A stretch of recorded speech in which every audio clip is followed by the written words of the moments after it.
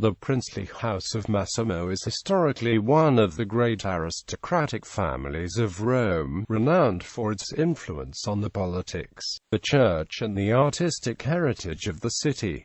Legendary origins. The Massimo family is sometimes referred to as one of the oldest noble families in Europe, according to the Augustan historian Onofrio Panvino in his work De Gente Maxima of 1556. The family descends in the male line from the ancient gens Fabia or Maximi of Republican Roman from Quintus Fabius Maximus, called Cunctator. When asked by Napoleon whether the family descended from Fabius Maximus, the then Prince Massimo famously replied, "Je ne sais nfa la prouver, c'est un brute qui n'y croit que depuis 1200 dans notre famille." The Massimo family is also said to have provided two popes to the Catholic Church, both saints, Pope Anastasius I, who denounced the Origenist heresy, and Pope Pascal I, who resisted the Frankish kings and was involved in one of the earliest attempts to Christianize Scandinavia. History.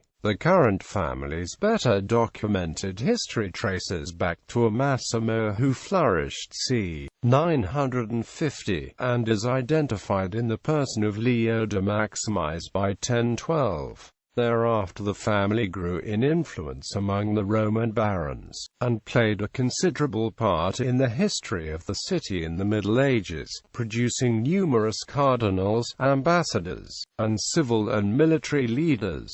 Massimo served as Rome's chief conservator, a post held by several subsequent members of the family. Luca Massimo was granted the title Baron di Pistoia in 1544, and Fabrizio Camillo Massimo of the Arsili branch of the family became Marquis di Roccasecca in 1686. Both titles heritable by primogeniture. Two branches descended from sons of Angelo Massimo, who became First Lord of Intrafiamara in 1520, that of Tiberio, whose descendants became Dukes di Rignano and Calcata and died out in 1907, and that of Fabrizio Massimo, who obtained the lordship of Arsili in 1574. Massimiliano Camillo Massimo of the latter line was granted the title Prince di Arsili, heritable by primogeniture, by Pope Leo XII in 1826.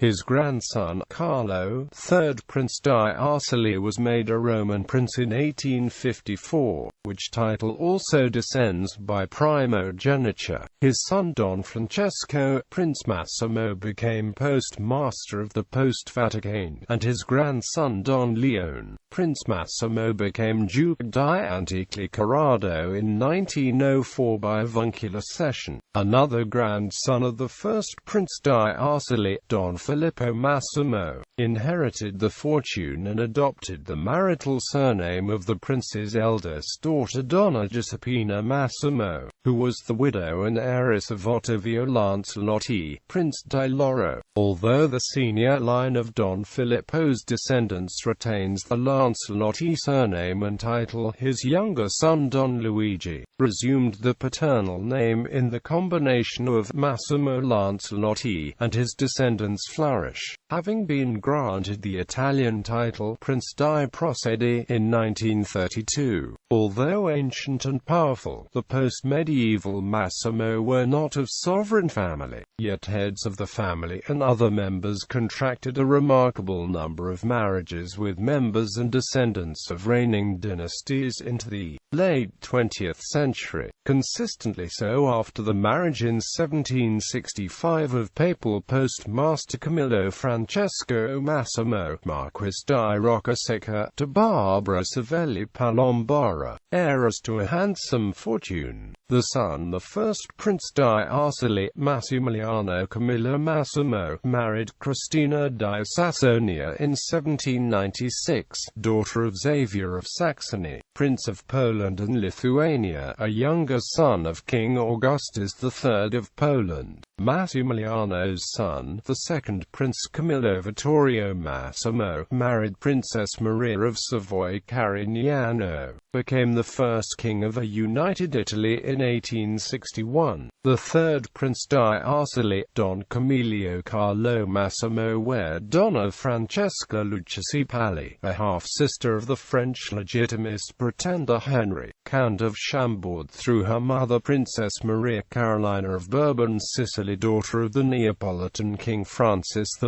of the Two Sicilies and widow of Charles X of France's assassinated heir, Charles Ferdinand, Duke of Berry. They had two sons, Francesco Massimo, 4th Prince di Arceli, who married Donna Eleonora Brancaccio in 1895, and Don Fabrizio Massimo who, in 1895 had been made Prince di Roviano and Duke di Antichi-Corrado by Italian royal decree, and in 1897 married Princess Beatrice of Bourbon, daughter of the Carlist pretender to the French and Spanish thrones, Carlos, Duke of Madrid. Don Fabrizio and the Infanta had no sons, and in 1904 he ceded the dukedom of Antichi-Corrado to his nephew Don Leone Massimo, son of his elder brother the 4th Prince di Arceli. Don Leone also became 5th Prince di Arceli in 1943, having in 1935 Wednesday Princess Maria Adelaide of Savoy-Genoa, daughter of Prince Thomas,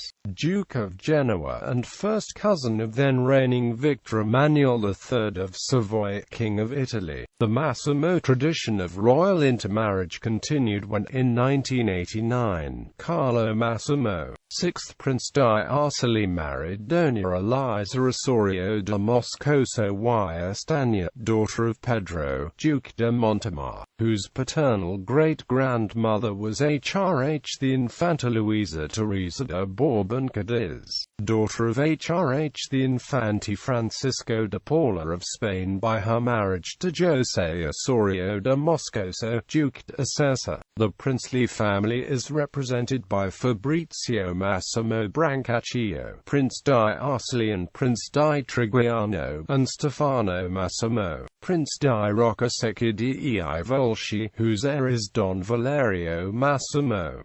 On 21 May 2009 Prince Valerio reached the summit of Mount Everest. Significance: the family were major patrons of the arts, with the brothers Pietro and Francesco Massimo acquiring fame by protecting and encouraging the German printers Swanheim and Panarts, who came to Rome in 1467, where the first printed books in Italy were produced in the Massimo Palace. In the 17th century, Cardinal Camillo II Massimo was famous as the patron of both Velázquez and Poussin. In the 16th century, the Massimo were the richest of the Roman nobles. The Palazzo Massimo al Colon in Rome was built by the celebrated Sienese architect Baldassare Peruzzi by order of Pietro Massimo, on the ruins of an earlier palace destroyed in the sack of Rome in 1527.